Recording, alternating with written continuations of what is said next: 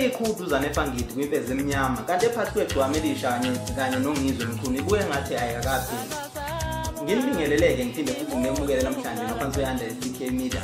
Igama lami ngu-Ayanda Ngosabela ngabamhlongo. Phansi emsinga lapho engiqhamuka khona. Ngithanda nje ukuthatha leli thuba leli ngibonga kakhulu bonke abantu nje abathe basubscribe ngaphansi kwe-YouTube channel yethu. Siyabonga kakhulu ngenza ukuthi ngaphandle kwenu bese ngiyesibheke YouTube. Kanti ngaphandle nje kokumosha nje isikhathi asivele sigijime singene endabeni esiyiphethe namhlanje. Ubuye ngazi ukuthi nje ukubuya kukaZanefangidi emculweni emva kwesikhathi eside enyamalali. Ubuye nje ukuzocela nje ikhude kwimpezi emnyama njengoba abantu abaningi bekholwa ekutheni ngempela le ngoma yakhe akayikhiphile noma lesinye track yakhe akayikhiphile kulonyaka ehloko sawo sithi nyoka yami bathi ubuye ngathi ugadla kwimpezi emnyama. Kanti impezi emnyama naye ayitholakala ke nje ngokuphawula mayelana nalolu daba noma ke nje nalezi indaba ekade lokhu nje zindiza lapha yana ngempela lapha ku Facebook emagruphini kaMaskandi.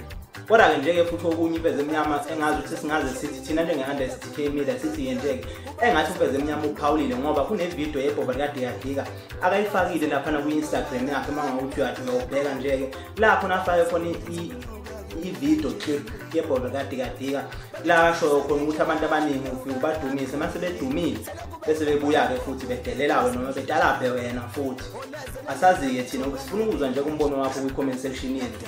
Khuluma nathi kwi-comment section yethu utshela ukuthi wena ngempela wena ucabangani malana nalolu daba lelo. Uma uthi awizwanga le ngoma kaZanefangidi ungahamba nje uyitholele yona uyidownload bese nje uyelalela bese uyabuya ukhuluma nathi. Mhlawumbe nje futhi awuyazi le ngoma esikhuluma ngayo yiyo le edlalayo njengamanje la ephakathi kwegcwama elisha kanye noNgizwe Mchunu esasithi cha izo iyanguthi iyaxega futhi iyaphela. Cha ngalibuke ngathi sayiphelile nganza kwethu ngoba nje ke kule mpela sonto esiphuma kuyona kunama-poster lokhu nje ke ndiza lapha enkundleni zokuxhumana ikakhulukazi ku-Facebook emagruphini kaMaskandi nganza kwethu la khona ke nje ke zidalapha nakhona iy'nsizwa ngoba igcwama elisha kuqalela poster nasi i-post yalo la poste khona le post le laselasho khona nje ukuthi cha uNgizwe Mchunu cha uyawudla kodwa noNgizwe wayeke sebuyisa nganza kwethu waposta la wathi wamsiza umfo wamguga ngokuthi emntalaphele lo mfana lo igcwama elisha noma emntalaphele-ke nje ke igcwama elisha.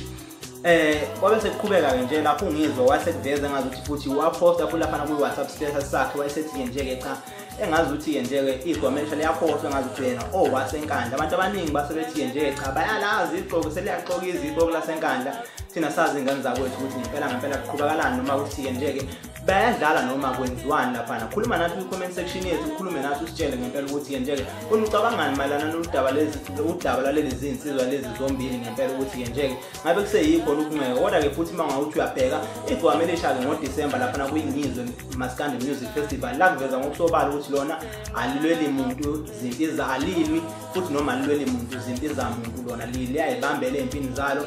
Abantu mabenezinto zalo abayilweli izinto zalo konke likwenzayo lona kuswe nje ke lihlose noma nje ke lifuna ukujabulisa abalandeli bomculo wamaskandi nabathandi bomculo wakhe. Mfambo uthi ekhipha i-CD yakhe nakiyo futhi lo CD yakhe akaphinde futhi wadalapha khona futhi uNgizwe wasethi nje cha engasuzofudumala ngaphansi kwama-PS4 akaphindele khona empini zakhe.